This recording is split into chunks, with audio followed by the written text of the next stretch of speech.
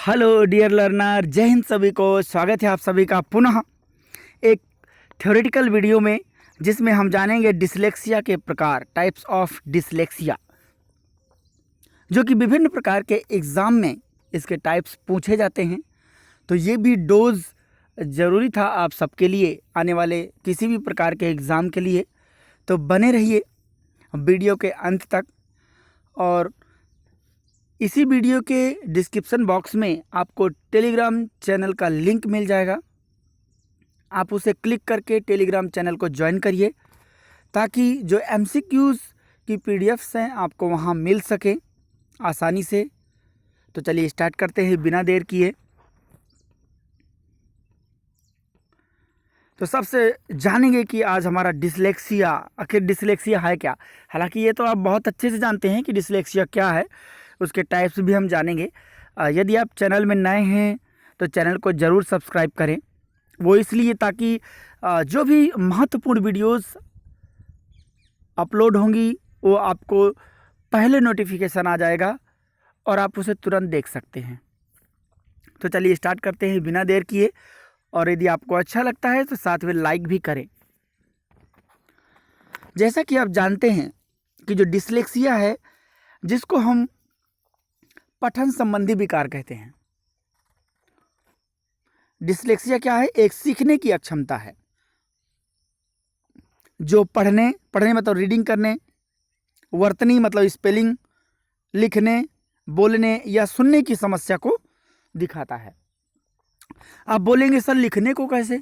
बिल्कुल लिखने को, क्योंकि उसके अगर वो जो चीज़ें माइंड में रख नहीं पाता तो उसको लिख कैसे पाएगा,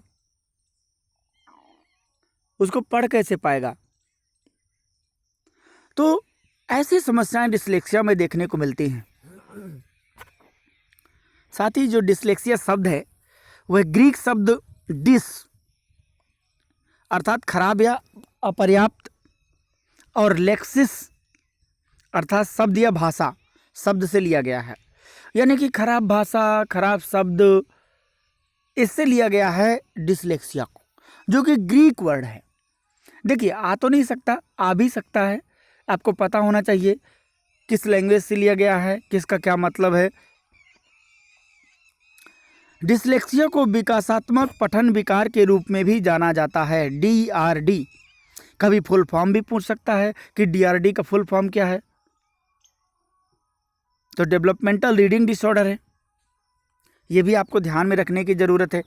छोटी छोटी चीज़ें होती हैं और हमें एग्ज़ाम के दृष्टिकोण से बहुत उपयोगी लगती हैं, तो उन्हें आप ज़रूर पढ़ें। अब हम देखते हैं डिसलेक्सिया के प्रकार। ये तो खास करके DSSS के किसी भी एग्ज़ाम में इसका एक प्रकार तो पूछ ही लेता है, और उसी में हम भ्रमित हो जाते हैं। तो चलिए देखते हैं कौन कौन से प्रकार हैं, जिसमें सबसे पहला है डायसिडेटिक डिसलेक्सिया। और ये हमेशा पूछा जाता है, बार बार यही पूछ लेता है। इसके अन्य 3 ऑप्शन दे देता है, और ज़्यादातर क्या 99% जो स्टूडेंट्स है वो गलत करके ही आते हैं, क्योंकि एग्जैक्टली क्लियर नहीं होता। तो फिलहाल हम यहाँ पर देखते हैं कि डायसिडेटिक जो डिसलेक्सिया है वो क्या होता है। ये जो डिसलेक्सिया का पहला प्रकार है उसके अंतर्गत हम देखते हैं। ये एक ऐसे बच्चे का वर्णन करता है जो शब्दों के डिकोडिंग या वर्तनी के साथ संघर्ष करता है। मतलब जो स्पेलिंग होती हैं उनमें इनको बहुत ज़्यादा प्रॉब्लम होती है, क्योंकि उनके दिमाग में शब्दों को चित्रित करने में बड़ी कठिनाई होती है। अच्छा, शब्दों को चित्रित करना, आप भी खुद सोचिए। बोले कि कलम लिखना है, कलम, तो आपके मस्तिष्क में इसका इमेज बन जाता है, का कैसे होगा, ला कैसे होगा, माँ कैसे होगा। लेकिन इनमें वो प्रॉब्लम होती है।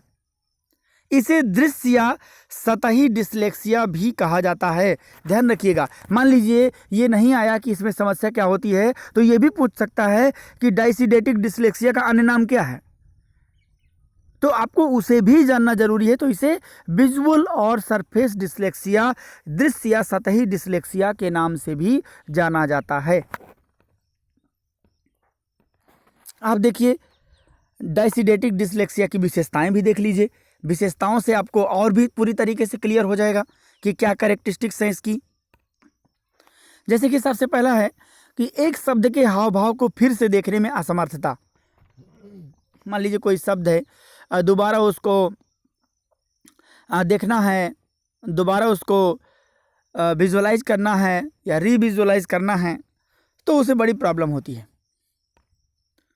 अक्षरों के साथ भ्रम होता है, बहुत ज़्यादा भ्रम होता है नहीं।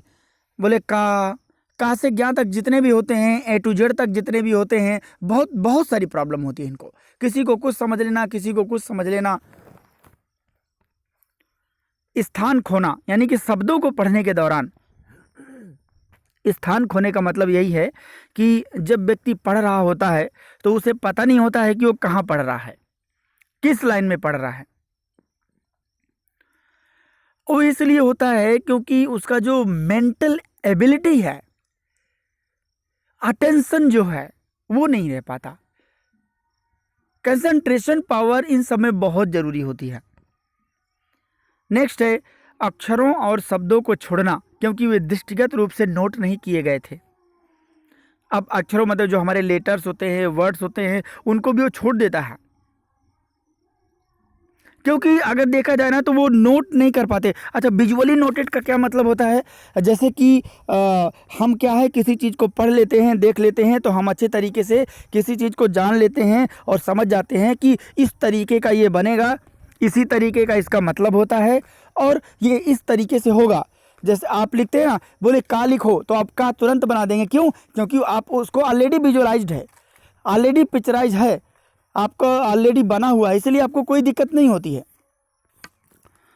अब देखिए, मस्तिष्क में दृश्य शब्द रूप क्षेत्र ठीक से काम नहीं करता। अब क्योंकि हमारा जो एरियाज होता है, ब्रोकाज एरिया, वर्निकेज एरियाज, ये क्या है, हमारे लैंग्वेज के लिए जिम्मेदार होते हैं। और सोचिए कि अगर आपका यही काम ना करें तो कितना खतरनाक हो जाएगा। तो इसीलिए मस्तिष्क में जो हमारा नर्वस सिस्टम होता है, सेंट्रल नर्वस सिस्टम, उससे हमारे शरीर की प्रत्येक तरंगें जुड़ी हुई हैं, पूरा सिस्टम वहीं से जुड़ा हुआ है। और थोड़ा सा भी इधर उधर हो जाता है तो बहुत ही ज़्यादा प्रॉब्लम होती है। तो मस्तिष्क में इसका दृश्य नहीं बन पाता है, अक्षरों का, शब्दों का। अब जब यही चीज़ें ठीक से काम नहीं करेगा तो आगे की जो लैंग्वेज डेवलपमेंट है वो बेहतरीन तरीके से प्रभावित हो जाएगी, अच्छी डेवलपमेंट नहीं हो पाएगी। अब देखिए दूसरा, यानी कि पहला था, अब दूसरा देखते हैं टाइप्स। फोनोलॉजिकल डिसलेक्सिया, बहुत ही ध्यान से समझिएगा क्योंकि ये बार बार आते रहते हैं, तो आपको जानना ज़रूरी है। ये डोज ले लीजिए, शायद आपके एग्ज़ाम में काम आ जाए, कुछ बच ना पाए। तो फोनोलॉजिकल डिसलेक्सिया के बारे में हम देखते हैं क्या होता है। ये इसका मतलब है कि यह डिसलेक्सिया का सबसे आम कारण है। मतलब इस कारण से भी प्रॉब्लम होती है लोगों को पढ़ने में। डिसलेक्सिया से पीड़ित 75% यानी कि जो 75% लोगों में इस समस्या के लक्षण दिखाई देते हैं। फोनोलॉजिकल, आप जानते हैं फोनोलॉजिकल का मतलब वही होता है जो अक्षरों का अध्ययन किया जाता है, फोनोलॉजी जिसे हम कहते हैं, जो साउंड का स्टडी किया जाता है। और इसी चीज़ को अगर बेहतर प्रोनाउंसिएशन ना हो, बेहतर उच्चारण ना हो, तो बहुत सारी प्रॉब्लम्स आ जाती हैं आगे। इसके अलावा यह ध्वनियों को पहचानने और उनमें हेर फेर करने की क्षमता को प्रभावित करता है। वही बात है ना, ध्वनियाँ मतलब अक्षर, अक्षर हमारा ध्वनि है, यहीं से भाषा की शुरुआत होती है। अगर ध्वनि ना हो तो कभी भी शब्द नहीं बन पाएगा, क्योंकि एक अक्षर का कोई अर्थ नहीं होता है। लेकिन वो जब जुड़ जाता है तो वो मोर्फोलॉजी हो जाता है, वो शब्द हो जाता है, वो एक भाषा बन जाता है, उसका अर्थ हो जाता है। बट ये अक्षरों को ही, अक्षर में ही इनको प्रॉब्लम होती है, पहचान नहीं पाते, उनमें हेर फेर का मतलब होता है उनका जो मैनिपुलेट नहीं कर पाते कि आखिर इसको हम क्या पढ़ें, किस तरीके से इसको पढ़ें।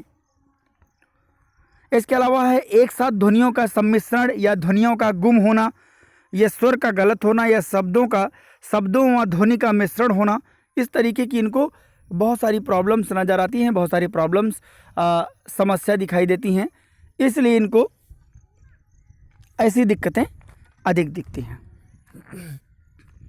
और ख़ास करके देखें तो कि जो ध्वनियों का सम्मिश्रण, अब ध्वनियों का सम्मिश्रण क्या होता है, मतलब का एक ध्वनि है और माँ एक ध्वनि है, तो अगर दोनों का सम्मिश्रण हो जाएगा, मिलन हो जाएगा, तो वो एक अच्छा शब्द बन जाएगा, अर्थ मिल जाएगा उसको, का और माँ प्लस कम, माँ प्लस ना बराबर मन। लेकिन ये हो नहीं पाता, क्यों? क्योंकि इनमें जो मस्तिष्कीय प्रॉब्लम होती है रिसेप्टिव और एक्सप्रेसिव की, तो रिसेप्टिव में भी इनका जो विजुअल परसेप्शन और विजुअलाइजेशन पावर होता है, एबिलिटी होती है, वो इनमें बेहतर नहीं होती है, जिसकी वजह से ऐसी प्रॉब्लम इनमें दिखती है। तो इसलिए सब सारी चीज़ें ये गलत हो जाता है। इसके अलावा सही शब्दों के बारे में नहीं सोच सकता। सीधी सी बात है, सही शब्द जो मतलब जो मीनिंगफुल होगा, राइट वर्ड होगा, तो कैसे सोच पाएगा? जब उसको अक्षर ही क्लियर नहीं है, तो आप अंदाज़ा लगाइए, आपको पता ही नहीं है कि का कैसे होता है, तो का के बाद दूसरा अक्षर आप कैसे लिखेंगे? इसीलिए जब भी बच्चों का विकास करते हैं भाषाई रूप से, सबसे पहले हम अक्षरों का ज्ञान कराते हैं। बोलते नहीं, का से ज्ञा तक पढ़ो, ए से जड़ तक पढ़ो। ये क्यों पढ़वाया जाता है? ताकि जो उसका VLC होता है, बेसिक लैंग्वेज कॉम्पिटेंस, वो उसका बेहतर हो जाए, उसमें उसे क्षमता आ जाए। और जब तक BLC मजबूत नहीं होता, तब तक आगे की कहानी बिल्कुल नहीं बढ़ पाती। ना तो वो बोल पाता है, ना तो ध्वनि दे पाता है, कुछ नहीं। एक बात और इसमें नोटेट की, इस विशेष प्रकार की कमजोरी को डिस्फोनेटिक डिसलेक्सिया या श्रवण डिसलेक्सिया भी कहा जाता है। ध्यान रखिएगा, जो फोनोलॉजिकल डिसलेक्सिया है उसे डिस्फोनेटिक डिसलेक्सिया या श्रवण डिसलेक्सिया भी कहा जाता है। इसको बहुत ध्यान से समझिएगा, लापरवाही बिल्कुल मत करिएगा। तो ये हमारा फोनोलॉजिकल डिसलेक्सिया था। अब हम आगे देखते हैं, ये क्या है। तीसरे नंबर का जो टाइप्स है, rapid naming deficit dyslexia. Rapid naming deficit dyslexia. कभी कभी तो आपको एक नंबर में ऐसा भी सवाल आ सकता है कि निम्नलिखित में से कौन से डिसलेक्सिया के प्रकार हैं, और पता चला कि 2 दे दिया, एक तीसरा दे दिया, और बोल दिया कि या सवाल में पूछ ले कि कौन सा नहीं है। तो ऐसा भी हो सकता है कि 3 दे दे, एक ना दे। तो आपको सभी को जानना जरूरी है ध्यान से। इसे रैपिड ऑटोमेटेड नेमिंग भी कहा जाता है। ये जो रैपिड नेमिंग डेफिसिट डिसलेक्सिया है, इसको रैपिड ऑटोमेटेड नेमिंग भी कहा जाता है, RAN। ध्यान रखिएगा। इसमें होता क्या है, संख्या, अक्षर और रंग जैसी चीज़ों को देखकर जल्दी से नाम देने में कठिनाई होती है। होता है ना कि जैसे कि मान लीजिए कि उसके सामने दे दीजिए आप लाल कलर का कुर्ता दे दीजिए, तो वो बता ही नहीं पाएगा, बोले किस कलर का है, तो सोचता रहेगा। दरअसल इसमें प्रॉब्लम होती है इस तरीके की, उसको नेमिंग प्रॉब्लम होती है किसी चीज़ को देने में। इसके अलावा उन्हें एक पंक्ति में नाम देने में अधिक समय लग सकता है। एक पंक्ति में जानते हैं, मतलब एक सीक्वेंस होता है ना किसी चीज़ का, एक रो में। जैसे कि सपोज अगर हम कहें कि घर के सदस्यों के नाम हैं, तो बोले एक पंक्ति में दे दो, तो नहीं दे पाएगा। क्यों? अरे उसको सिस्टमैटिक माइंड में ही सेट नहीं है, अक्षर ही उसको सिस्टमैटिक नहीं है। बोल दो कि घर के नाम जो हैं, माता पिता बहन भाई, बोले इसको सिस्टमैटिक करो अल्फ़ाबेटिकली। अब जब उसको यही पता नहीं है कि अल्फ़ाबेट क्या होता है, उसको क्लियर नहीं है, तो सोचिए वो कैसे पता चलेगा कि का के बाद खा आता है कि खा के बाद का आता है। तो उसको पहले सबसे जल्दी वही क्लियर करना चाहिए। इसके अलावा RAN क्या होता है, जो रैपिड ऑटोमेटेड नेमिंग होता है, इसका दूसरा पहलू यह है कि यह पढ़ने के कौशल को प्रभावित कर सकता है, जिससे बच्चे गलत शब्द बोल सकते हैं। मतलब ये पढ़ने की कौशल यानी कि जो रीडिंग स्किल को भी प्रभावित करता है। इसके अलावा ये बच्चे पढ़ने में पिछड़ जाते हैं, क्योंकि उन्हें भाषा को समझने और पुनः प्राप्त करने में अधिक समय लगता है। मान लीजिए कि अगर कोई कह दे कि भाषाई रूप से पिछड़े भाषाई रूप से पिछड़े बालक डिसलेक्सिया के किस प्रकार के अंतर्गत आते हैं, तब आप क्या करेंगे? तो आपको ये एक एक प्रकार ध्यान रखना चाहिए कि रैपिड नेमिंग डेफिसिट डिसलेक्सिया के अंतर्गत आते हैं। एक एक नंबर के कैसे भी किसी भी तरीके से सवाल आ सकते हैं, कोई बुराई नहीं है। अब वैसे भी DT+B तो ऐसे ऐसे सवाल पूछता है जिनको पता ही नहीं होता, कोई सुना ही नहीं होता, तो बड़े कठिनाई भरे सवाल आते हैं, तो ये आपको ध्यान में रखने की ज़रूरत है। इसके अलावा अब हम देखते हैं चौथा क्या है? द्वि डेफिसिट डिसलेक्सिया, यानी कि डबल डेफिसिट डिसलेक्सिया। अब ये क्या होता है? ये भी एक टाइप्स है, चलिए देख लेते हैं इसको भी। ये डिसलेक्सिया बच्चे में दो प्रकार के डिसलेक्सिया के एक साथ होने से आता है। मतलब दो प्रकार का डिसलेक्सिया जब किसी व्यक्ति के अंतर्गत होता है, मान लीजिए कि हम शुरू में डायसिडेटिक देखे थे, इसके बाद फोनोलॉजिकल देखे थे, तो जब दोनों हो जाएगा तो इस तरीके की समस्या आती है। इसके अलावा दो प्रकार जो अक्सर एक साथ दिखाई देते हैं वे हैं जैसे कि फोनोलॉजिकल डिसलेक्सिया और रैपिड नेमिंग डेफिसिट डिसलेक्सिया। ये ज़्यादातर एक साथ दिखाई देते हैं। जब किसी व्यक्ति में ये दोनों होते हैं तो इसे डबल डेफिसिट डिसलेक्सिया कहा जाता है। ध्यान रखिएगा। अब मान लीजिए कोई पूछ ले कि डिसलेक्सिया के कौन से ऐसे दो प्रकार हैं जिनके मिलने से वह डबल डेफिसिट डिसलेक्सिया हो जाता है। अब आप क्या करेंगे? आपको तो टाइप्स ही नहीं पता, तो इसलिए एक एक टाइप्स नोट कर लीजिए, एक एक का मतलब समझ लीजिए। ये डोज आपके लिए एग्जाम से पहले बहुत ज़रूरी था। खास करके आप लोगों ने कमेंट भी किया था कि सर इसको ज़रूर करवा दीजिए, तो फिर भी मैं कोशिश किया हूँ कि ये आप तक पहुँच जाए, मिल जाए। तो आप इसे ध्यान से समझिए, पढ़िए, जानिए, ताकि आपको पूरी जानकारी इसके बारे में भी मिल जाए। इसके बाद है पांचवा, अवधान या ध्यान डिसलेक्सिया, जिसको हम अटेंशनल डिसलेक्सिया कहते हैं, या अवधानात्मक कह सकते हैं, या ध्यानात्मक कह सकते हैं इंग्लिश के अकॉर्डिंग। तो अवधान या ध्यान डिसलेक्सिया भी इसे कहते हैं। अब इसका क्या मतलब होता है? हमारे पास देखिए कि यह डिसलेक्सिया की सामान्य समझ से अलग है। जब ध्यान डिसलेक्सिया की बात आती है तो कुछ शब्दों के अक्षर वास्तव में दूसरे शब्दों में चले जाते हैं। मतलब मेरे को ध्यान ही नहीं रहता कि कौन सा अक्षर कहाँ जोड़ना है, किस अक्षर को कहाँ पर जोड़ करके हमको प्रोनाउंसिएशन करना है, बोलना है, उच्चारण करना है, जिसकी वजह से अब ये दूसरे में जब चले जाते हैं। मान लीजिए कि आपका नाम अमन है, सपोज आपका नाम अमन है, और अमन में और दूसरा भी नाम, दो नाम दिए हैं, तो बोले कि अमन में आ और माँ ना जोड़ो, तो ये एक हटा करके किसी दूसरे में जोड़ दिया, तो इसको क्या है? ये ध्यान नहीं है ना इसको, किस में क्या करना है। इसके अलावा नेक्स्ट देखिए इसी में कि इस डिसलेक्सिया में एक बच्चा अक्षरों को सही ढंग से पहचान सकता है। ध्यान रखिए, इस डिसलेक्सिया में एक बच्चा अक्षरों को सही ढंग से पहचान सकता है, लेकिन अक्षर उनके लिए पृष्ठ पर शब्दों के बीच कूदते हैं। पृष्ठ पर शब्दों के बीच कूदते हैं, मतलब जो पृष्ठ होता है, जो पन्ना होता है, जो पेज होता है, उसमें क्या होता है? वो कूदते हैं इधर उधर, जिनमें वो समझ नहीं पाते। उदाहरण के लिए काइंड बिंग को विंड किंग के रूप में पढ़ा जाएगा। काइंड बिंग को विंड किंग के रूप में पढ़ा जाएगा। अब ये क्या है? ये तो और मतलब एक प्रॉब्लम है। तो इस तरीके से हो सकता है, ऐसी समस्या देखने को मिलती है।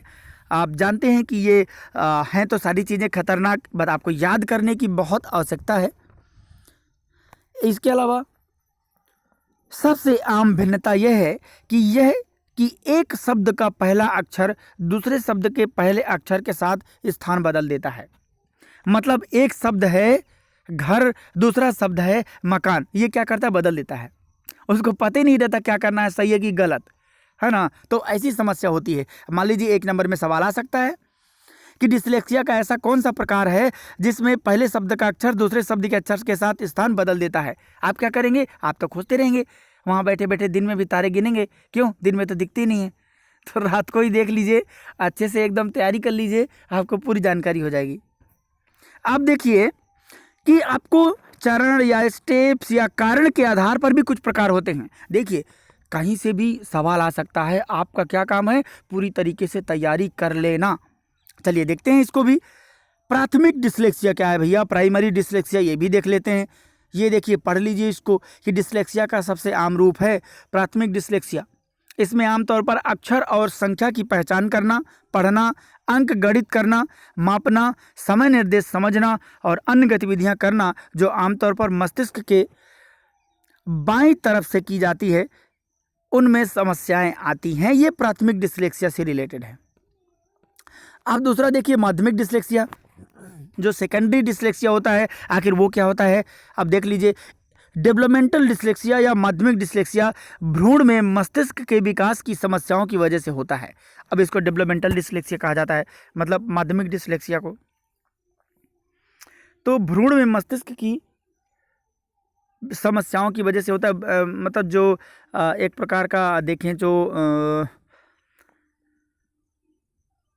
जो प्रॉब्लम्स होती हैं ब्रेन में, brain development in the foetus, तो ये चीज़ें थोड़ा सा ध्यान रखने की ज़रूरत है, थोड़ा सा कठिन भी लगती हैं। इसके अलावा इसमें क्या होता है कि जिससे शब्दों की पहचान और उसकी वर्तन में समस्याएं आती हैं। इस स्थिति की कठिनाइयां और गंभीरता आमतौर पर उम्र के साथ सुधर जाती हैं। मतलब अगर किसी को सेकेंडरी है तो एक प्रकार का सुधर तो जाएंगी, लेकिन कब सुधरेंगी? शुरुआत में बिल्कुल भी नहीं होगा, लेकिन जैसे जैसे उम्र बढ़ेगी वैसे वैसे जो कठिनाइयां हैं वो दूर होती जाती हैं। इसके अलावा बच्चा बचपन में डिस्लेक्सिक लक्षणों का अनुभव कर सकता है, लेकिन अगर उचित अनुदेश प्राप्त हो तो भविष्य में सुधार आ सकता है। अगर झोला छाप टीचर नहीं होगा तो उसको सुधार सकता है, और अगर झोला छाप माँ बाप नहीं होंगे तो भी उसे सुधार सकते हैं। झोला छाप का मतलब है केवल अपने में ही व्यस्त रहना, बच्चों पर ध्यान ना देना। जो टीचर होते हैं कुछ ही बच्चों पर ध्यान देते हैं। जो इस तरीके के अवधान वाले या समस्याग्रस्त बच्चे रहते हैं, टीचर उन पर ध्यान नहीं देते क्योंकि बोलेंगे उनको बाद में पढ़ा देंगे। तो इस तरीके की झोला छाप टीचर के पास ऐसे बच्चों को छोड़ने की आवश्यकता नहीं, उनका डेवलपमेंट कभी नहीं हो पाएगा। आप लोग कभी झोला छाप बनने की कोशिश मत करिए, एकदम बेहतरीन शिक्षक बनिए, और जब भी एग्जाम देने बैठिए तो एक बेहतर शिक्षक के तौर तरीके से एग्जाम देने में बैठिए, आप सफल हो जाएंगे। अब देखिए तीसरा क्या है? आघात संबंधी डिस्लेक्सिया, यानी कि ट्रॉमा डिस्लेक्सिया भी एक होता है। मतलब ये भी एक आपके लिए ज़रूरी है कि क्या इस तरीके का भी होता है। बोले ट्रॉमा डिस्लेक्सिया आ गया तो बोले ये कौन सा, ये तो होता ही नहीं है। मान लीजिए प्रकार में पूछ लिया तो दिक्कत हो जाएगा ना। चलिए देखते हैं। ट्रॉमा डिस्लेक्सिया एक गंभीर बीमारी या मस्तिष्क की चोट के कारण होता है। ज़्यादातर जो समस्याएं होती है मस्तिष्क के चोट के कारण होती है, लेकिन ट्रॉमा तो आप जानते ही हैं मस्तिष्क की चोट होती है। इसी में देखिए कि इसके लक्षण छोटे बच्चों में निरंतर फ्लू, सर्दी या कान के संक्रमण में सुनने की क्षमता के नुकसान का कारण विकसित हो सकते हैं। मतलब हियरिंग लॉस भी हो सकता है, ये भी ध्यान रखिए। जो आप जानते हैं ना कि बड़ा दुनिया भर का फ्लू, कोल्ड, ईयर इन्फेक्शन, तो मतलब कई सारी चीज़ें हो सकती हैं। इसके अलावा इसमें बच्चे शब्दों की ध्वनि नहीं सुन पाते। अब कैसे सुन पाएंगे? अब भैया हियरिंग लॉस हो जाएगा तो कैसे सुन पाएंगे? इसलिए उन्हें शब्द बोलने, वर्तनी करने और पढ़ना सीखने में कठिनाई होती है। अरे भाई श्रवण बाधित बच्चे को देख लीजिए, वो सुनता ही नहीं है तो भाषा विकास नहीं होता। तो सीधी सी बात है, वो कम्युनिकेशन नहीं कर पाता, प्रोनाउंसिएशन नहीं कर पाता, तो आप उसे भी लर्निंग डिसेबल कह सकते हैं। लेकिन वो तो ये है ना कि वो सुन नहीं पाता, इसके लिए मेन कारण है। लेकिन इसमें भी कारण हो सकता है। तो ये हमारा आघात से रिलेटेड है। तो ये हमारे डिस्लेक्सिया के टाइप थे। आई होप आपको पसंद आए होंगे। आपकी डिमांड थी कि सर इसे बना दीजिए।